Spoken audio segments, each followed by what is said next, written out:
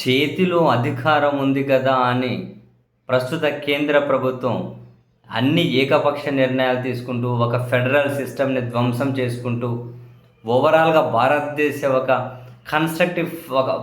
ఒక ఫ్రేమ్వర్క్ను కూడా వాళ్ళు డిస్టర్బ్ చేసుకుంటూ వెళ్తూ ఉన్నారు. కానీ చాలా చోట్ల వ్యతిరేకత కనిపిస్తూ ఉన్న ఎన్నికలు వచ్చేసరికి ఏదో విధంగా మేనేజ్ చేసుకుంటూ ఉన్నారు. సో అదేదో వాళ్ళకు ప్రజల మద్దతు ఉంది అని చెప్పి అందరైనా 36% ఓటు శాతం కూడా రాదు వాళ్ళకు. 36% ఓటు బ్యాంక్ అయితే మెజారిటీ సీట్లు వస్తాయి కాబట్టి వస్తాయో మేనేజ్ చేసుకుంటారు అన్నది అసలు దేశంలో ఇప్పుడు అసలైన ప్రశ్నే. సో నెట్టుకొని వచ్చేస్తూ ఉన్నారు. ఈ క్రమంలో అన్ని ఏకపక్ష నిర్ణయాలే.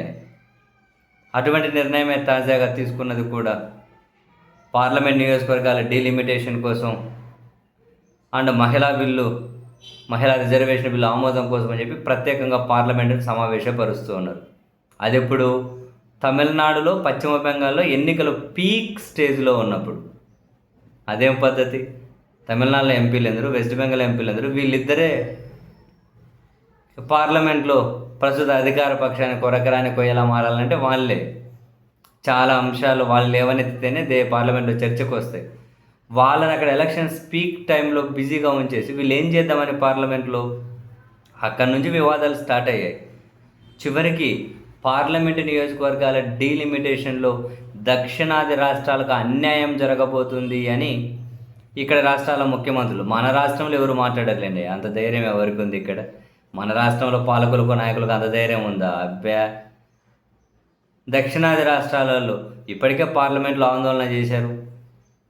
వాళ్ళ ఆందోళన వివిధ మార్గాల్లో ప్రధానికి లేఖలు రాస్తూ ఉన్నారు, కేంద్రానికి లేఖలు రాస్తూ ఉన్నారు, ఇప్పటికే వార్నింగ్ ఇచ్చుకుంటూ వచ్చారు. స్టాలిన్ కూడా ఒకసారి వార్నింగ్ ఇచ్చారు, మీరు ఇప్పుడే మొదలవుతున్న తుఫానును సునామీగా మార్చకండి, ఇంతకు ముందే వార్నింగ్ ఇచ్చారు. తాజాగా తమిళనాడు ముఖ్యమంత్రి ఎంకే స్టాలిన్ గారు నరేంద్ర మోదీ గారిని, కేంద్ర ప్రభుత్వాన్ని వాళ్ళని అడ్రస్ చేసుకుంటూ తన సోషల్ మీడియా ఖాతాలో స్వయంగా ఒక వీడియో విడుదల చేశారు స్టాలిన్ గారు.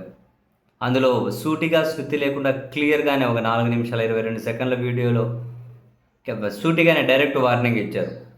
మీరు కనుక డీలిమిటేషన్ చేస్తే, డీలిమిటేషన్ బిల్లును కనుక ఆమోదం వేయించుకుంటే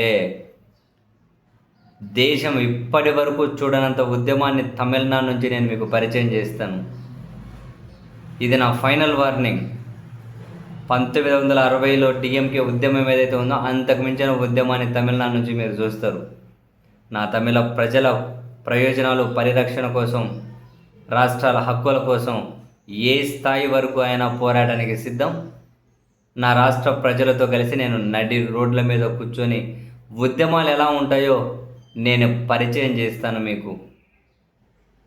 అంటే బేసిక్గా నియోజకవర్గాల డీలిమిటేషన్లో దక్షిణాదికి అన్యాయం జరిగి ఉత్తరాదికి పూర్తిగా వన్ సైడ్ వేలో ఫేవర్ చేసుకోబోతున్నారు అన్నది అందరి ఆబ్జెక్షన్. కానీ ఖచ్చితంగా జరగబోతున్నది కూడా అదే. ఇంకా జరిగితే మనమేంటి, ఇంకా ఏదో ఈ దక్షిణాది రాష్ట్రాలు 6th ఫింగర్ 6వ వేలు అయిపోతాయి. కానీ ఎప్పుడు ఉత్తరాది ఆధిపత్యం నడవాలంటే కూడా కుదరదు కదా. ఇప్పటికీ అదే నడుస్తుంది స్వతంత్రం వచ్చినప్పటి నుంచి. ఇంకా మరింత వాళ్ళకి స్థానాలు పెరిగితే ఇంక మనం ఏదో నామమాత్రం ఉంటిమి పోతిమే అని చెప్పి వచ్చిపోయినట్లయితుంది ఢిల్లీకి మన ఎంపీలందరూ. ఇప్పటికే పూర్తి నియంతృత్వంగా వ్యవహరిస్తున్నారు వాళ్ళు ప్రస్తుతం అధికారంలో ఉన్నారు.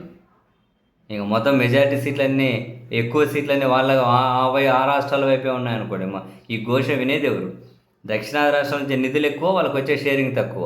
ఇది ఎంత మొత్తుకుంటున్నా ఎవరు పట్టించుకోలే. ఇంక ఇక్కడ సీట్లు కానీ తగ్గిపోయినాయంటే ఇంకెవడు తెగుతాడు ఇక్కడ బాధను? ఇవన్నీ దృష్టిలో పెట్టుకొని ఎంకే స్టాలిన్ అయితే కేంద్రానికి, ప్రధానికి ఫైనల్ వార్నింగ్ ఇచ్చారు. ఇది మీరు పెద్ద సునామీగా మార్చబోతున్నారు. తర్వాత జరగబోయే పరిణామాలకన్నిటికీ మీరే బాధ్యులు. చరిత్ర చూడని ఉద్యమాన్ని తమిళనాడు నుంచి నేను ఈ దేశానికి పరిచయం చేస్తాను. This is my final warning and this is my final word అని క్లియర్ కట్గా చెప్పేశారు.